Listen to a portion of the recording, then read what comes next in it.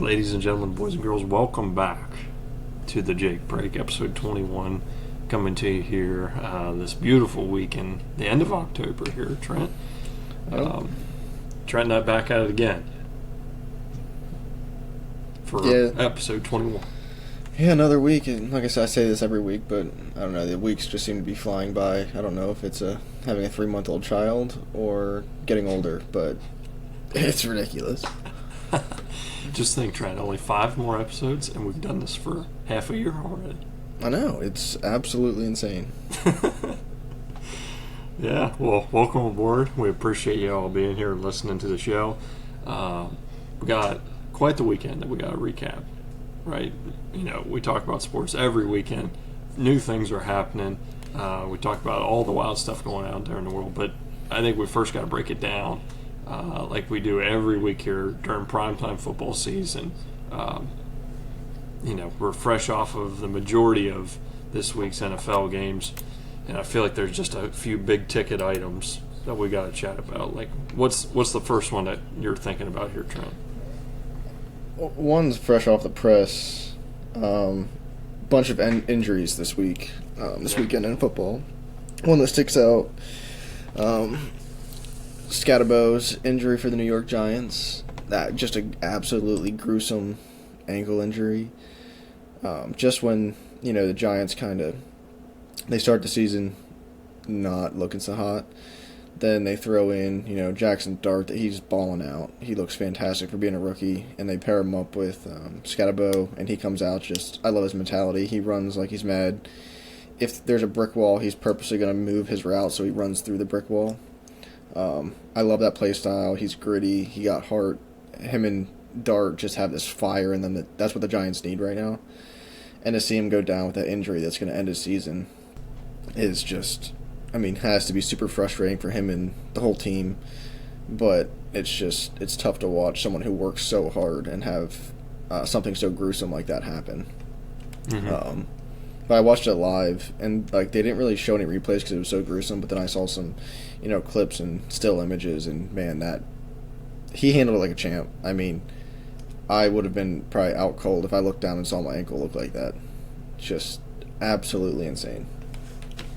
Yeah, it was nasty. And I feel like, I don't know, you and I were talking before we went live here, I feel like not that injury in particular, but a lot of those lower leg ankle injuries have just been happening this year. And I don't know, it's just really strange. Injuries happen every year. You never want to see them happen, but I feel like pro, NFL, collegiate level, that kind of injury has just been happening so much this year. It's been nuts. Yeah, it's I feel like it's one of those things that in the NFL, any sport, but especially in the NFL, it's like when these injuries happen, when it rains, it pours. Like when these ankle injuries happen, it happens quite frequently. When there's concussions, it happens quite frequently.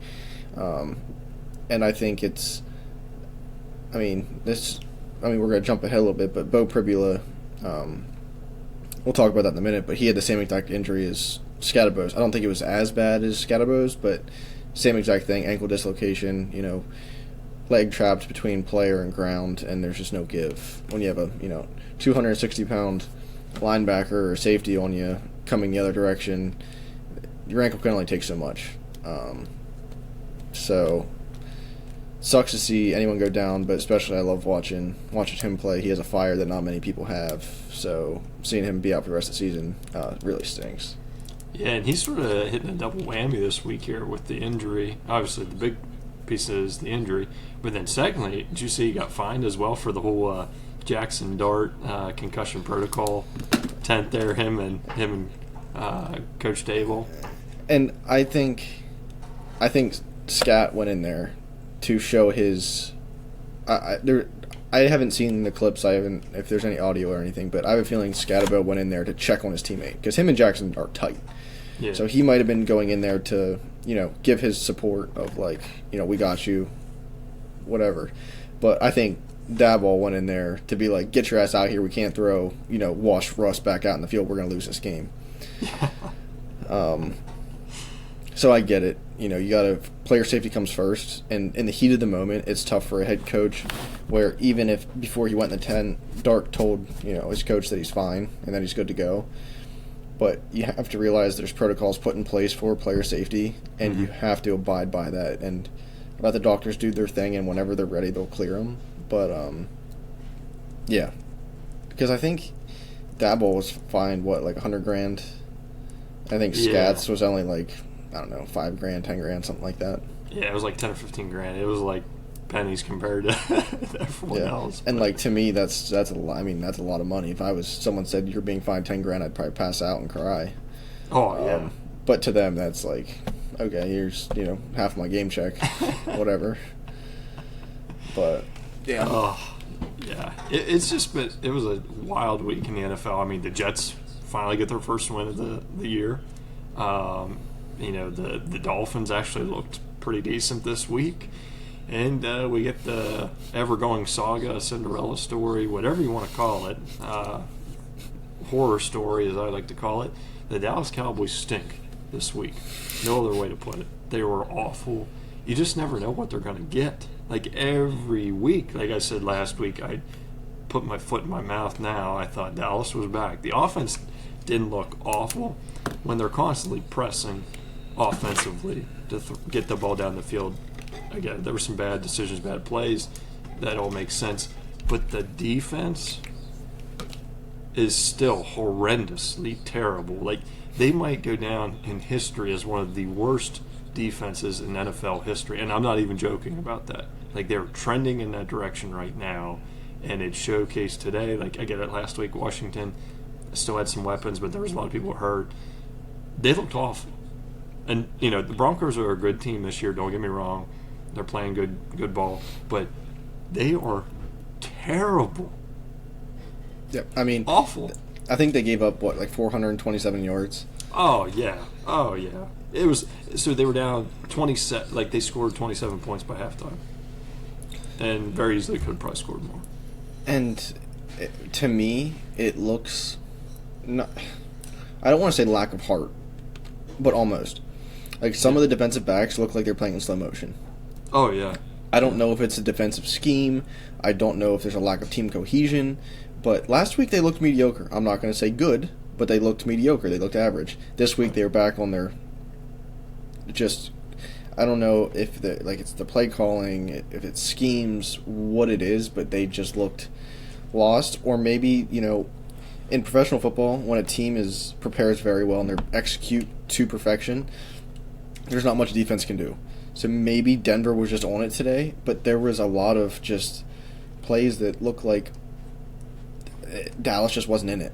But then again, the offense, like you said, they didn't look terrible, but they didn't look like last week, I'll tell you that much. No, and Grant, Denver has a great defense this year, one of the league leaders in sacks, the whole 9 yards, but you're right, 100%, they did not look the same. Dak looked a little uncomfortable. I don't know if it was because of all the pressure. Both Pickens, the chemistry between Pickens and Dak and Lamb didn't look like it was there today. Last week, they were throwing a 30, 40-yard bomb once or twice a drive. And he was throwing it in the breadbasket. I don't care how tight your coverage is. The way that he threw that ball last week and the receivers made catches, they will beat any defense like that. If you put the ball in the perfect spot, there's nothing that a perfect defensive back can do. Right. But yeah, I agree. It was a tough one. I saw there was a video there. I mean, they were on TV, showed CeeDee Lamb sitting on the bench, just kind of like slouched over, looking up in the air, just like bewildered as to what happened. So it's tough to come off a game like last week into this week. But credit to Denver. They have a good football team. It's just, I think Dallas has to be a little bit more consistent. Yeah, and altogether they just haven't been this year. I mean, offensively, I think. Here, I'll tell you the most consistent part of their game this year, right? Of the entire Dallas Cowboys team this year, the most consistent part of their game that they have, and I'm going to knock on wood, hopefully I don't jinx them the rest of the season now, but is Brandon Aubrey. The guy might be an MVP candidate by the end of this season if he keeps it up. I was really hoping they'd let him attempt an NFL record type kick this game, but it didn't happen. But it was just tough game. So we'll see if we can bounce back next week, because last week I made myself look like a fool because I thought they were back, and then they just went right ahead and proved me wrong this week. So it's a good time. I think Aubrey may score more points than the Jets in its entirety this season. It's a good possibility. Yeah, I would believe it. But he's a machine. Yeah. All I can say is if Dallas doesn't focus on their defense come the draft, there's going to be a lot of unhappy campers in the Dallas fan base. You're darn right. And apparently they made a call to the Raiders and the Bengals to make a play on some star potential or star caliber defensive line players, but got rejected. So I agree. I think it's our time just to focus on the draft. I think a lot of people, because right now Dallas, the one thing they do have going for them, they have a lot of draft stock. Right. And they have some cap space available. So they have weapons in their pocket that they can trade, future draft picks for a star player. And I hope they don't put all of their eggs in one basket. Because, yes, it'd be nice to get someone like Crosby, or I think it's Hendrickson from the Bengals. If you put all of your eggs in one basket right now with the current state of Dallas, I think they need more than just one player. Oh, yeah, without a doubt. I think they need to find someone on the line that's going to be a, pass rusher that's going to put some pressure on the quarterback, but then also bring in someone that is a veteran, maybe not a veteran, but maybe 4 or 5 years in the league that have proved themselves, either in safety or possibly safety, to kind of bring the secondary together, because they honestly right now look like they have no idea how to guard a wide receiver. Yeah, it's pretty bad. It is pretty bad, and honestly, I think it all comes down to constantly banking on the zone defensive schemes when your defense hasn't played zone defense or the majority zone defense for over 5-6 years probably. But I guess that's why I'm on the sidelines and have to suffer through it every single week. So, yep. But I don't know. But beyond the NFL, exciting week in the NFL. World Series is in full tilt right now. That's been exciting to watch. College football, right? Another week of an exciting college football. Indiana looks legit. I'm telling you what, it is not a fluke. I thought, okay, when we see some big-time games with Indiana, are we going to see their true colors? And I think their true colors got shown, right? This weekend, I think they look like contenders. But I don't know. You probably watched the majority of the game or the whole game. What did you think they're seeing that? So, a lot of people probably, I don't think they're going to disagree. But again, they only played UCLA. But UCLA beat Penn State, right? And they won 3 straight going into this game. Exactly. So, UCLA thought they had it figured out with, clearing house, coaches-wise. They're rolling hot. They had things figured out. But, man, Indiana's defense, I think, let only 7 points up. Indiana's offense is just firing on all cylinders. They look so just on point. They look so comfortable. Their execution is fantastic. But I think I still think Ohio State is the best team in college football right now. But I really, really hope that if Indiana continues to play the way they are, I think Indiana will be the team to take Ohio State down in the playoffs.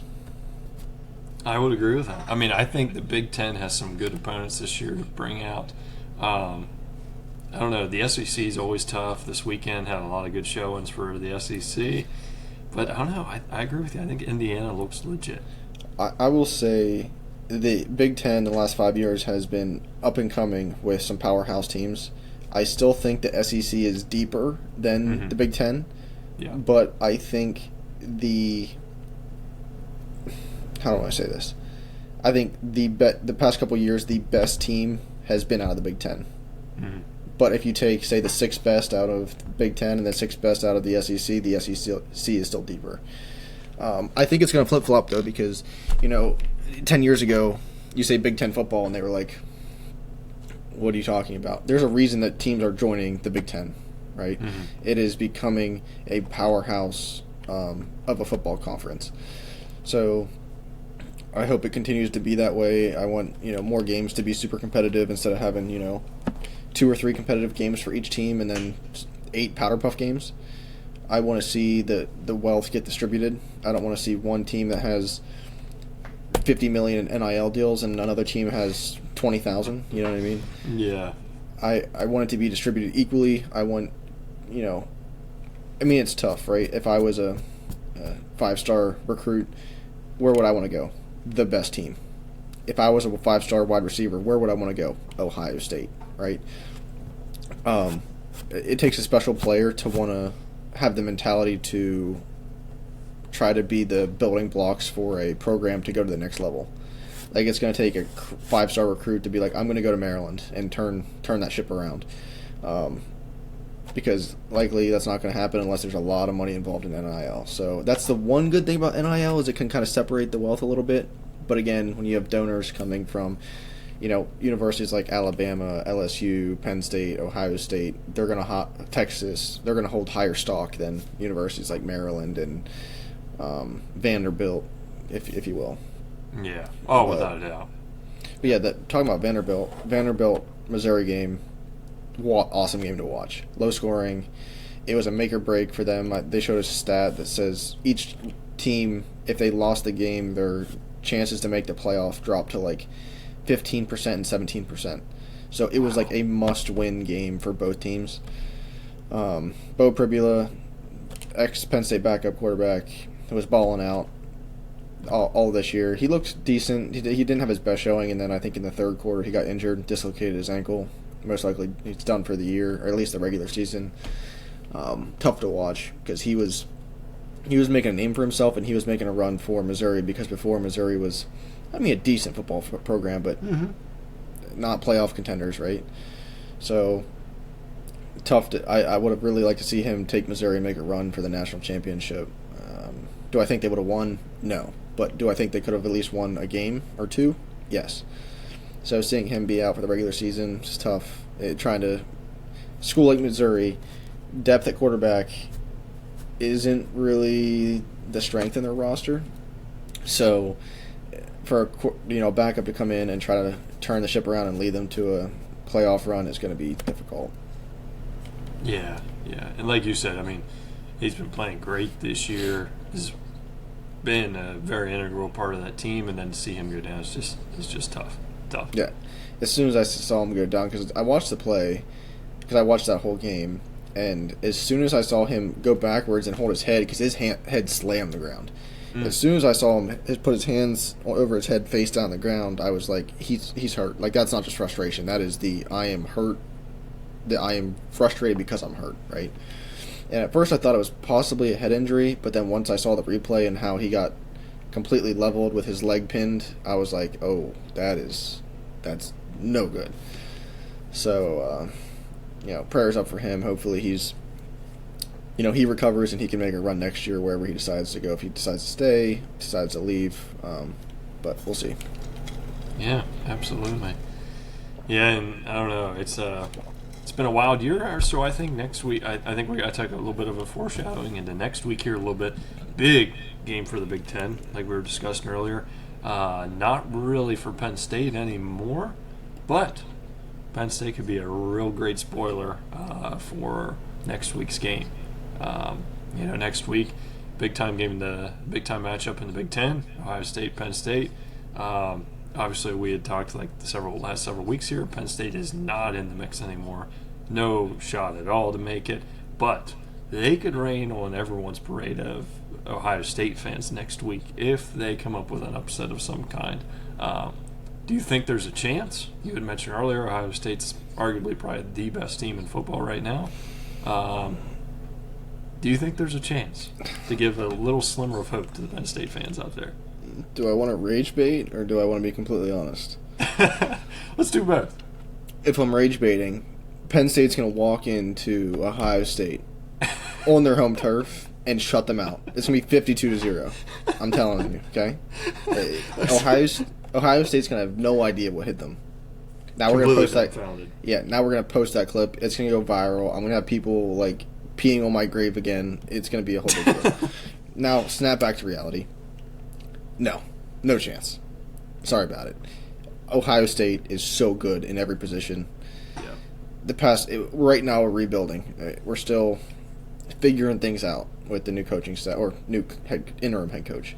But I don't know. They may shock me. Do we have the talent to pull an offset up? 100%. But with the way that Penn State football has looked these past 4 weeks, to come off of a 4-game losing streak to beat Ohio State would be something out of a movie. No one would believe it if there was a headline next week that Penn State beat Ohio State. Does it help our playoff chances? We are so far below. We are, I think, ranked one of the top or the worst 25 teams in the college football right now. So this game does nothing for us. The only thing it does is try to hurt Ohio State's ranking stock going into the playoffs. Yeah. So the rivalry will always be there between Penn State and Ohio State. So hopefully that brings some fire out of these kids. All I know, Ohio State, I'm sure they watched plenty of film last week. Our quarterback, Grunkmeyer, looked terrible under pressure. He looked like a deer in the headlights. Like, scramble left, scramble right, scramble back. He just panicked. So, watching that, if Ohio State brings pressure and he doesn't somehow calm himself down, it's going to be a long game to watch as a Penn State fan. So, Godspeed. Yeah, get ready. And before we transition into the last sport that we're going to talk about for this week, talking about college football, we have got, I get it. This year, Penn State, we have seen kind of a little bit of a collapse this year with the expectations going into this season. But one team I cannot glance over this weekend is Colorado, dude. It's a sad, sad scene in Colorado right now, right? So they had all this hype when Dion came, and I think he's definitely changed that program around. But yesterday, that was hideous to watch. You're going into halftime down 43-0. That's tough. That is a tough scene, and that looks bad. Colorado has not looked great this year. Now, get it. They were playing Utah, number 24 team in the country. Colorado is going through it right now. But that is almost sad. I would hate to be at that game right now because, Dion's going through some health issues right now. He had said that he's been working through that with his legs now and potential blood clots. And, I hate that for him. Legend of the sport. And, and I think he has done good things to that program to kind of bring it back into the spotlight. But that's... I only watched bits and pieces of that game, so I did not watch the whole thing. Cannot provide accurate commentary on it, but that's tough. When you're down 43-0 at half, I don't know what you do. It's demoralizing. That's what it is. You can go in the locker room and scream all you want, but I have a feeling they went to the locker room and he said, "I have nothing to say." Yeah. You look at the scoreboard. That's all that that's all that has to be said. Now, was it execution? Dion, I saw, was frustrated with his defensive coordinator on the sideline. Was it defensive play calling? I think it was a lot of things. To be down 43-0, pretty much everything has to not go your way. Right. So, were you outcoached? Probably. Were you outplayed? Probably. But, most teams can at least put up a field goal. Yeah. Right? Yeah. Get a stop, get good field positioning, and get 20 yards and you're in field goal range. But yeah, that was embarrassing. Yeah, just all around tough scene for fans of Colorado, and what they've been hyped up to have the last couple of years, and then see that come down in shambles this year has just been tough. So, but with all that aside, another exciting week of football. But we can't graze over sports without talking about UFC 321 a little bit here. The main card was a lot of fun to watch. Mackenzie Dern coming out on top again, getting the title, just exciting match. I don't know if you watched the co-main at all with the title fight there, but it actually was entertaining to watch. I whenever it came to the judge's decision, I really couldn't have told you who was going to win. That was one of those fights where I had no gut feeling either way. It was just an all-around pretty decent fight, and I couldn't choose. I really couldn't have told you who was going to win that fight. I will admit, female fights in the UFC are one of my least favorite things to watch. Some fighters are electric. They come out, they throw haymakers. A lot of times, it's like punches that aren't doing much damage, and then laying on top of one another, and then just gassing out. And by halfway through the second round, they're gassed, and the rest of the fight is just running around a circle. But I didn't watch any. I didn't watch any of this live, but I watched clips, and just the way like Mackenzie Dirk came out and how her face looked. That's the way a title fight should be. Oh yeah, it was a battle.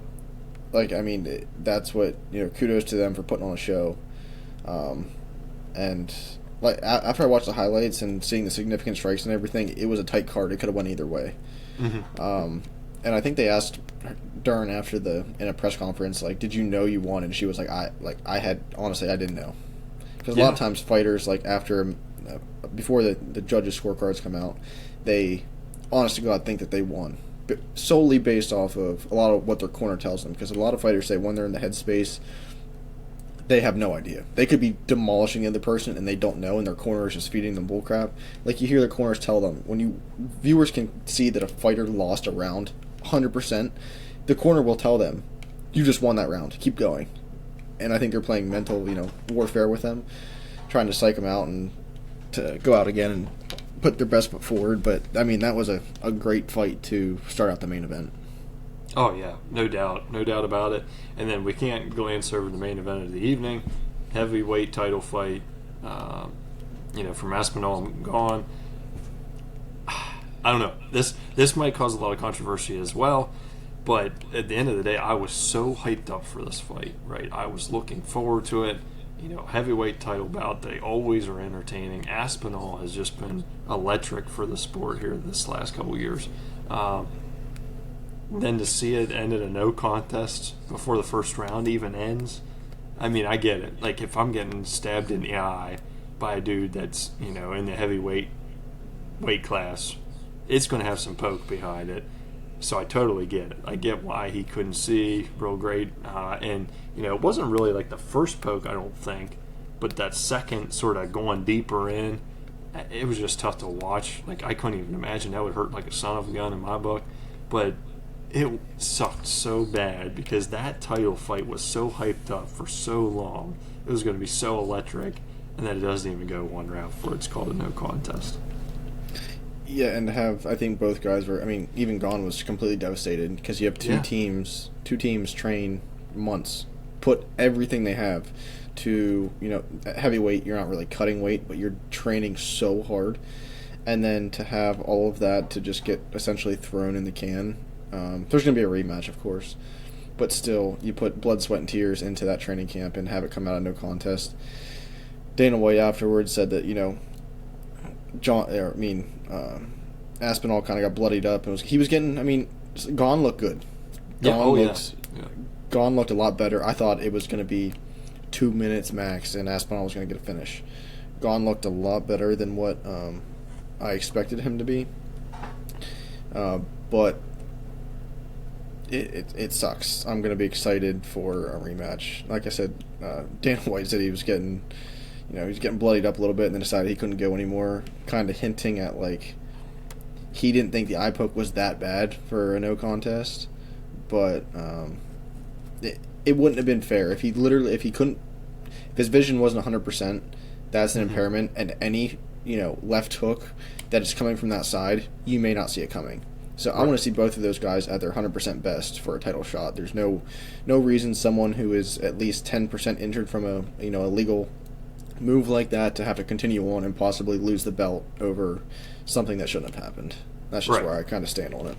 I totally agree, because if Tom would have said, no, I want to keep fighting, I want to keep going, and he wasn't at 100%, couldn't see out of that eye, like you said, he couldn't see maybe some movements from that side, and then he loses the belt because of that's, do you really push the issue then at that point? Like Alex Pereira, whenever he lost his belt, right?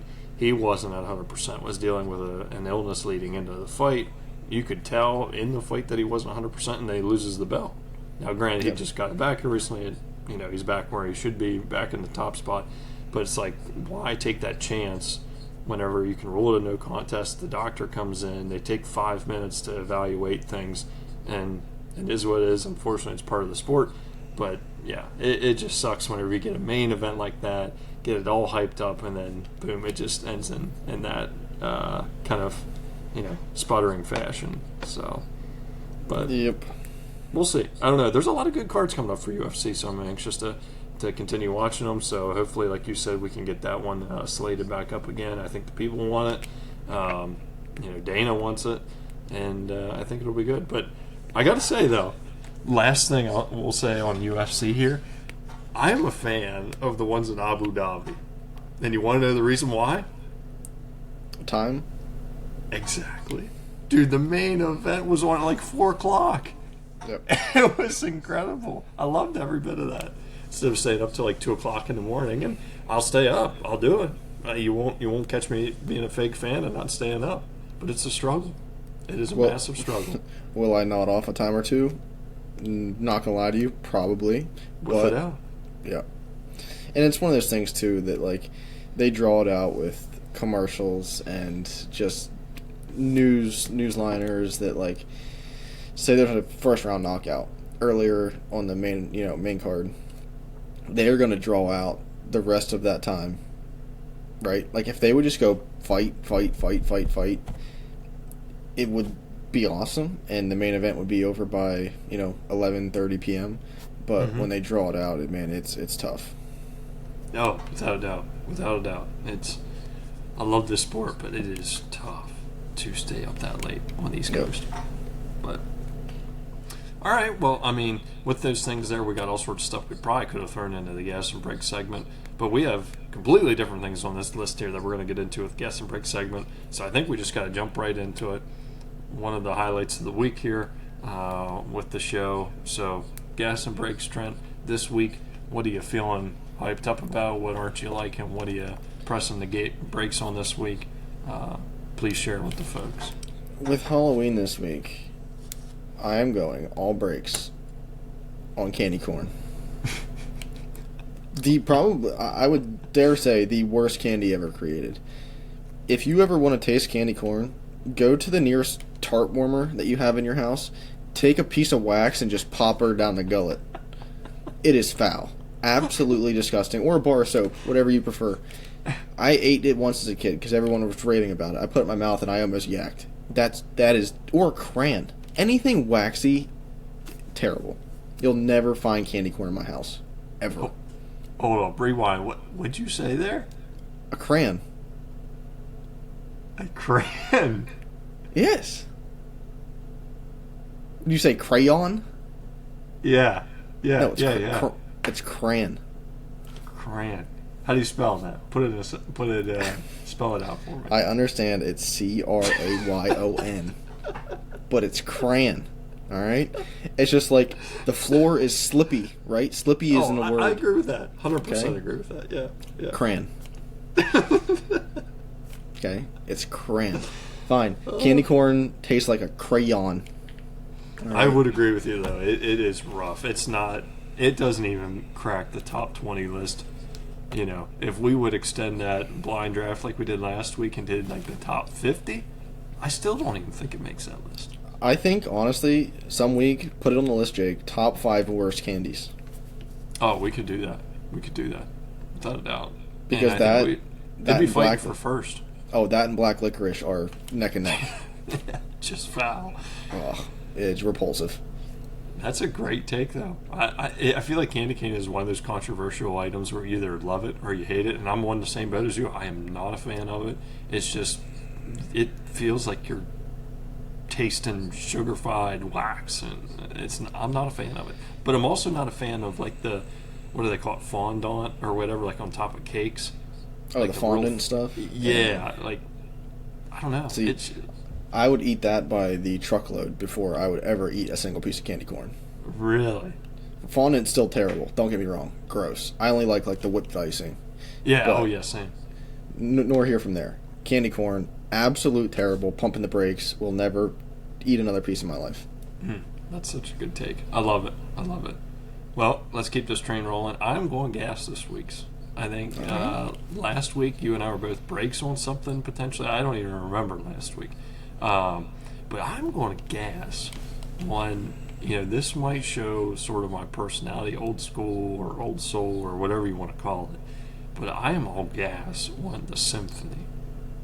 I went Okay. tonight for a little escapade, or I got season tickets to the local symphony at the Capitol, state capitol here, and I love it.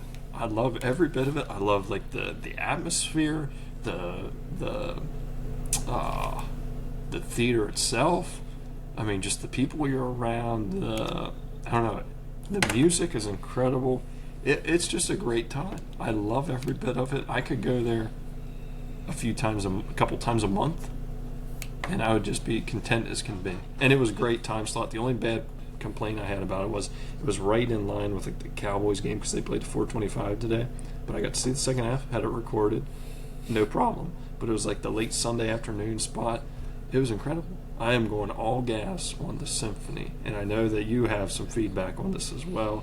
You and your wife and I have the same thoughts and outlook on it, but I'd love to hear what you have to say about that, Trev. I think we've talked about this before, and I don't mean to be ignorant to anyone who loves instruments, anyone who plays an instrument, but if I was sitting there tonight, I would have wanted to stick screwdrivers in my ears. I respect the hustle. I understand these people put a lot of time, right? Maybe I'm just maybe my brain's not wired right. I got maybe loose screws. But when I hear a whole bunch of like instruments playing together, even though if it sounds amazing, it hits some point in my brain that instantly makes me rage. I don't know what it is. I don't get it. I'm sorry. But like I said, I respect the hustle. I understand. It takes a lot of practice, and they are probably they're in an elite level of what they do. Yeah. I'm not going to bash them for it because I understand that it took time to get to where they are today. But at the same time, I'm never going to be buying a ticket. Now, if my son wants to play an instrument, yes, I'm going to go to recital. Am I going to do it willingly? Probably not. Am I going to love every single second of it? Absolutely not. Will I support my son 110%? Will I let him know I'm not thrilled about it? No. But will I not be about it 100%? Dang. Well, hey, I totally respect it. Totally get that. And, when Brewer listens back on all these amazing episodes we created early on in the podcast, and he hears this and he's, playing the trumpet or the trombone or doing something band related, because I'm sure Mrs. Watts will be happy to try and push him in that direction. Just let him know that we support it, but it's not the favorite thing in the recipe book, we'll call it. I hope, like, if he does play an instrument, I hope he, like, bashes the drums or something, or, like, the bongos, right? Like, I can take that. Maybe a ukulele. I can listen to that. Guitar, maybe. Piano, not so much. But drums, you can sit there and bash and not make music, because I think it's because I'm, like, tone deaf. Because someone can say sing out of tone. I have no idea what that means. I have no idea what in tone is, out of tone. Someone can sound like they can hit a key, and they can hit two different keys, and in my brain I can't decipher which is which. So I think I'm tone deaf, but then maybe that's part of my issue. But like someone who has no idea how to play drums can bash on them, and in my head, I probably don't think it sounds that bad. Dang, maybe I should play some more music around you because, I'm critical of myself if I'm not playing something good. So maybe it'll be my biggest fan. You better not play a horn instrument, Jake, because I may rip it out of your hands and then run it over with my truck. No, definitely not. Yeah, I think there's something wrong with me, to be honest with you. I really think there is. I'm not going to say what I think's wrong with me, but I think there's something wrong with me. And I want to be, insensitive, but at the same time, I think I suffer from something. Because it's not right. I shouldn't listen to an orchestra that sounds amazing and me get mad. Like that's a me problem, right? There is something wrong with me, and I am taking full responsibility for it. Same way in high school, jazz band would come up. Everyone's like, "Oh my gosh, this is awesome! Christmas concert." I'm sitting there wanting to beat the person beside me. Did they do anything? No, not at all. But I'm sitting there clenching my fists, just steaming. Yeah, it's a. This whole segment might be my top 5 favorite moment of the show so far. You might see my like veins sticking out a little bit in my forehead. Like I'm thinking about it and I'm getting mad. Like I'm getting red because I'm just thinking about instruments, dude. My stomach hurts so bad from laughing at you here. So, and like too. God, one more thing. We always have Christmas Eve service in my church growing up, right? Mm-hmm. As your church gets bigger, of course, more people play instruments. Then you got more instruments, and they all blow their horns and play their instruments as loud as humanly possible. Like, can't we tone it down just a little bit? Because like the horns are so loud that I can hear it when I go to sleep. Like it's just horn, and I can't hear music. I can't hear nothing but horns, and I'm like, can we just like maybe dial it back 75%? Like I don't get it. But like I said, I don't mean any disrespect to any of you that play instruments. I respect the hustle. It's a me problem, and I am taking full accountability for that. So just don't invite me to an orchestra or symphony or anything that deals with multiple instruments. So the next symphony concert that I'm going to is in the beginning of December. You're not going? I'm busy. Oh man, well, good deal. We'll get into the final segment of the day before you get too fired up here. This one, I think, is a unique idea. I think we'll be having lots of fun with it. But something that's just a dagger to the heart here. I was on a heater for the blind draft. I think I'd won 2, 3 in a row potentially. I think 3 in a row. Yeah, I was on a hot streak there. I was reading the table well, reading the cards well. And then I just got the rug pulled out from underneath me last minute here this past week. So with the candy draft, it was tight the whole way up.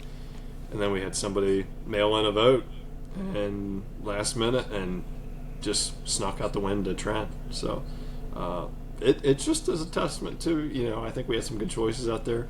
I heard some feedback that the Twizzlers might have been a questionable pick on my part for the 5th pick.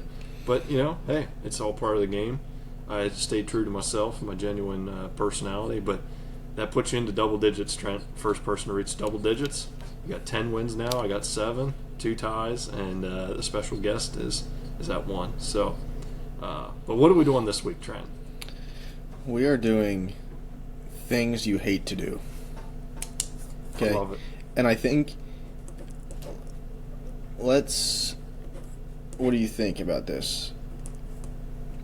Let's make it stuff that most people, not like everyday things, but pretty common things that, you do that you hate, right? Yeah, like, for example, I'm not going to say things I hate to do. Watching the Dallas Cowboys on Sunday Night Football. Yeah. Like, that is super specific. You're talking, like, generic, everyday stuff. Yeah. Okay. I could say listening to orchestras, but do I find myself doing that often? No, because I hate it so much. So I'm going to try to stick to stuff that I have to do. Mm-hmm. That, like, as an adult, you find yourself doing quite frequently, but you still hate to do it. I like it. That's a great topic. Great topic. All right. Who flips a coin, Jake? I think I flipped it last week. All right. What are you going with? Heads. Flip a coin. It's tails. Son of a gun. All right. Siri, it must be this iOS whatever that you don't like. She flipped on us. It's iOS 28, I'm telling you. Or 26, I'm telling you. It's tough love. So do you want to go first or go second, or what are you thinking? I think I'm going to go first. Okay. Going to the dentist, number 1. Dang. Absolutely hate it. I'm not like... I don't have white coat syndrome, but it's like when they get down, like deep in, and they hit my nerve pain, that is pain that I cannot... It feels like I have 1,000 volts hooked up to my jaw. Like, I can't stand it, and I tell them every time, like, if you have to do anything, and you have to give me, like, a lidocaine shot, give me 5 times the amount, because I think the dentist actually told me this. Some people have like a way higher tolerance to lidocaine, the stuff they inject. It's not Novocaine anymore; it's lidocaine. And some people have a way higher tolerance. Apparently, I have a pretty high tolerance because they gave me 4 times the amount they normally would. The last time I had to have a small cavity filled, and it was like a little pinhead, so like didn't very deep. So I have very sensitive teeth, and it just the numbing agent doesn't work too well on me. So hate the dentist, but still got to do it. Dang, that's a good pick. That's a good pick. And I think a few weeks back you might have talked about that experience a little bit there. So. Oh yeah, hate it. That's one I thought honestly I kind of forgot about. So that's one that wasn't even on my radar. First pick for me would have to be city driving. Yep. Not a fan of it. I shared my experiences driving near Philly. I've driven in D.C., Baltimore, all the above. It is not fun. That's got to be number 1 on my list.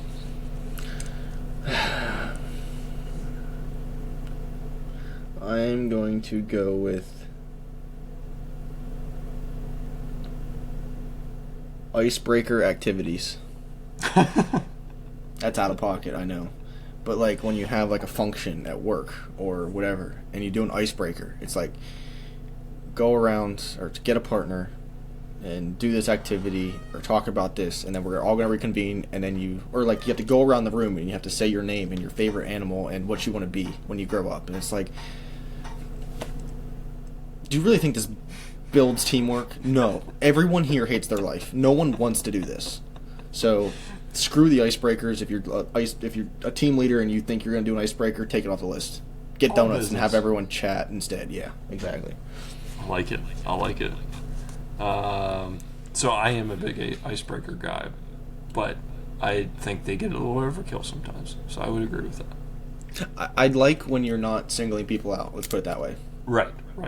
When you single people out and you're like, go around the room and you're going to say this, and this. It's like, no one's going to remember what I say in 2 minutes, right? Like, what's my favorite animal? In 2 minutes, I'll go ask anyone in the room and say, what's my favorite animal? And they're going to be like, I don't know. I just heard 45 animals. Yeah, so, yeah. I don't like when they single people out, but still, don't have time for them. I like it. I like them if there's a purpose behind them. Like if your meeting's about A and you have an icebreaker leading into A, that makes more sense. But ones like you were describing, yeah, it kind of drive me nuts after a while. It's a waste of time. Let's hop right to the point. Move on with our lives. Yeah. For my number 2 pick, I'm going to go with calling customer service. That's frustrating. I just had a recent experience with Amazon and just all sorts of craziness. It was just driving me nuts. I had to call Xfinity like 10 times in the past month and a half because I canceled service, and I've got now 2 bills after I canceled my service. Oh my gosh. But so I'm right there with you.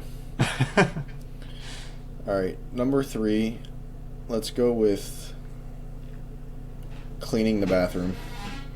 Okay. We have hard water, so like the shower, we get like, pink slime in places where like in the cracks of like the tub and the shower walls and stuff, and it's just tough to get to. By the time you're done, like your back hurts. One of those things, you got to do it, but it's not. I'm not a fan of doing it. I like it. It's a good pick. My number 3 pick is waking up to an alarm clock. So, there's some good times where, you look forward to waking up to an alarm clock, like hunting, for example, is one. Yeah. I look forward to that. But just waking up to an alarm clock in general is just not a good time. I always feel like I sleep like crap because I know I have to wake up by a certain time. So then every 15, 20 minutes, half hour, or whatever I'm doing, I'm just like constantly looking over at the clock. Even though I set the alarm clock and I know it's going to wake me up, I'm just constantly like, did I ever sleep? Yep, no, I get that. So, number 4, I'm going to go with folding laundry. That was on my list too. It's like one of those things where, you get it in the washer, then you get it in the dryer, and then it's easy to forget about when it's in the dryer, but then you get it out and you put it in a laundry basket, and it's like, I can, do that tomorrow. And then it's like the next day and you're like, oh, you just forget about it, and a week later you see it in the basket because you're missing a shirt, and you're like, Now it's all wrinkly. I got to throw it in the dryer, tumble it again. Yeah, so folding laundry, just to get over that last step it's one of those ones I'm not a fan of. I feel like these are some solid lists here. Yeah. My number 4 is flying. Just the whole flying scene. Don't like the airport. Don't like being cramped into a plane. The first time I did it, I had terrible turbulence, so I think it just scarred me for life, and I'm not a huge fan of heights, so I'm just going to go with flying. I'll do it, and I don't mind it, but it's not my favorite by any means. Get that. Last one, doing taxes. It doesn't confuse me. Like, I understand the whole process, but the part that I hate is, like, the possibility of getting either A, audited, or B, them coming back and say, like, I underreported. I mean, I guess that is auditing, but, like, underreporting income or filing my taxes incorrectly. Like, last year, since I moved, when you move localities and you do your local taxes, it's a pain in the butt because you have to file in both places. You got to give them the correct date of which you moved, so that way your work can divvy. Like this past year, my work sent money to the wrong locality. So one locality got like 75% of the year's worth of money, and the other locality got 25%, when in fact it should have been flip-flopped. So all of my money was paid out correctly, but the one locality had too much money, and the other locality didn't have enough. And for some reason, they can't just sort it out and send each other a check. It has to come back to me. So I'm like, I don't want to get my house raided because they screwed something up. Yeah. Because, like, I changed my stuff with my work to my new home address, so that should have automatically been, my taxes should have been pulled and sent to the right place, when in fact it wasn't. So, yeah, doing taxes is not my favorite. And also, then you get to see how much money you actually made, like, what your salary is, and you get to see how much just got stolen from you by Uncle Sam. It's very demoralizing. Yeah, it's not a lot of fun. That's a tough scene. So that is actually a really good pick.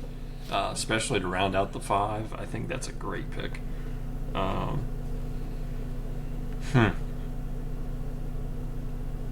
feel like for mine, this one is so tough, but this is one I keep thinking about, and it's so true, is like unpacking, right? Whether you're gone for a weekend, gone for a trip, have something in the car, like you have a load of stuff in the car, just the unpacking process is not fun. I never have fun doing it. I delay it so much. I'm just going to go unpacking. It's not a bad pick. That's one thing, for some reason, I actually don't mind. Like, it's one of those things that usually after a trip like that, like, I'm beat. But the way I look at it is, like, I'm really tired, but I know if I just get it done right now, it's going to take me, say, an hour. Right, like I'm beat, but if I get it done right now, then I don't have to look forward to it, because if I don't do it, then I have to look forward to the next day. Then I got to do it. So if I just get it done, it's off my plate. I'm gonna sleep better. It is what it is. But yeah, I think we have 2 solid lists there. Yeah, absolutely. So I guess for my list there, I got city driving at 1, 2 calling customer service, 3 waking up to an alarm clock, 4 flying, 5 unpacking. Yep. And so for number 1, I have going to the dentist. 2 is icebreaker activities. 3 is cleaning the bathroom. 4 is folding laundry, and 5 is doing taxes. I think this one is gonna be a close one. Yeah, because I feel like we don't have a whole lot of top-heavy lists, solid lists from 1 through 5. We'll just see what the people have to say. So Tuesday morning, this will come out on our Instagram. Vote on the story there. If you do not have Instagram, feel free to shoot us an email to jakebreakpodcast@gmail.com, or find us on other social media platforms, or leave a comment on Spotify, Apple Podcasts, wherever. Let us know what you think, because we do take votes outside of just the Instagram story. So, and that was the case this past week. But I agree with Trent. I think there's some 2 solid lists there for this week. Different topic, unique topic, and we'll see how the cookies crumble. But yeah, exciting news too to bring to you all here coming this week. If you don't watch us on YouTube, or follow us on Instagram, TikTok, or send us any emails or anything like that, there is an exciting new guest coming here in the coming weeks, figuring out logistics. We won't share who it is yet, But we do have an exciting guest that's coming on board, and then we also have another slate of a couple of guests that are coming on board here in the coming weeks. So bring some new exciting material, content, faces to the program. If there's anything else you'd like to see from week to week, feel free to give us a shout. But in the meantime, Trent, anything else you want to add to the program this week? I don't think. I think we should leave it as a cliffhanger of our special guests may or may not be a content creator. Yeah. May or may not be pretty dang good at a certain sport.